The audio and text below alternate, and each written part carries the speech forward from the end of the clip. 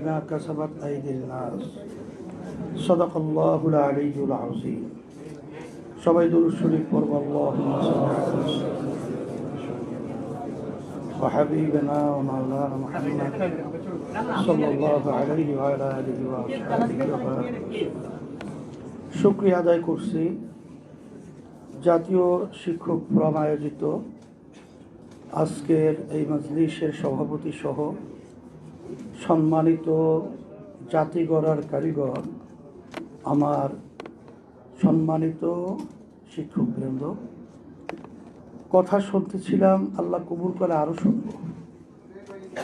তবে সম্মানিত শিক্ষকবৃন্দকে আমি আল্লাহ রাব্বুল আলামিন আমাদেরকে সৃষ্টি করেছেন। আল্লাহ রাব্বুল আলামিন দুনিয়াতে এবং আখেরাতে পণ্ডিতি আদর্শের মাধ্যমে কল্যাণ আসবে এবং আমাদের কি করণীয় কি বর্জনীয় সৃষ্টিকর্তা আমাদেরকে শিখিয়ে দিয়েছেন। তারই আলোকে আমি আপনাদের সামনে যে আয়াত শরীফ তেলাওয়াত করেছি, আল্লাহ রাব্বুল আলামিন বলেছেন,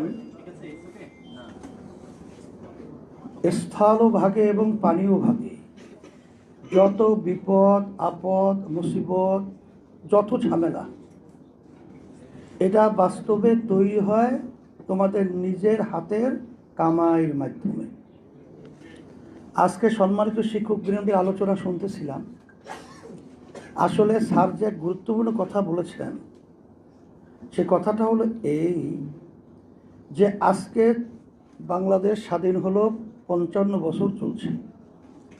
এই ৫৫ বছরে স্যার অত্যন্ত গুরুত্বপূর্ণ কথা বলেছেন যে আন্দোলন সংগ্রাম করলো, যে লক্ষ্য উদ্দেশ্য নিয়ে যারা স্টিয়ারিংয়ে বসে গেল জালেমরা, ধোঁকাবাজা, এবং যাদের ভিতরে নৈতিকতা নাই, যাদের ভিতরে আদর্শতা নাই, যাদের ভিতরে আমাদের শিক্ষকদের প্রাণের দাবি এটা উপলব্ধি করার মতো অবস্থান নাই, তারা যদি এখানে স্টিয়ারিংয়ের যদি বারবার আসনে বসা থাকে, আমরা বারবার ঘুরে ফিরে এই ৫৫ বছরে আমরা আমাদের কত কষ্ট ক্লেশ, ওই স্যার বলেছিলেন যে আমার এই চাকরির বয়সে প্রায় 11 না 12তম প্রতিষ্ঠানে এখন চলছে।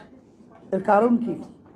কারণ হলো আপোষ আমি জানি না, মানে অন্যায় ব্যাপারে মাথা নত করতে শিখি নেই। এই জন্য আমার এই অবস্থা তৈরি হয়েছে। এই জন্য আমি সংক্ষেপে বলবো, আপনারা এখানে রূপরেখা তৈরি করেছেন, 13 দফা দাবি আপনারা তৈরি করেছেন। আমি বলবো 13 দফা 14 দফা লাগবে, এক দফাই যথেষ্ট। আজকে দেখেন আমাদের বাংলাদেশের টাকাগুলো আজকে দুর্নীতিবাজদের কারণে বিদেশে পাচার হয়। দুর্নীতি বন্ধ আজকে হবে। আপনাদের জাতীয়করণ তো ভালো কথা, আরও অনেক কিছু আপনাদের দেওয়া সম্ভব, এটা বাস্তব। এই জন্য আমি কথা বেশি লম্বা না করে আজকে যারা প্রোগ্রাম করেছেন, আমি সকলকে, বিশেষ করে আমি আমিরের দায়িত্ব পালন করছি, পরামর্শভিত্তিক আমার মাথায় দায়িত্ব এসেছে, আর সম্মানিত শিক্ষকবৃন্দকে বলবো, আমরা আদর্শবান ভবিষ্যৎ বাংলাদেশে জাতি গঠনের মন মানসিকতা তৈরি করব, আর সেইভাবে আদর্শবান আমাদের ভবিষ্যৎ প্রজন্ম সন্তানদেরকে তৈরি করব। আমাদের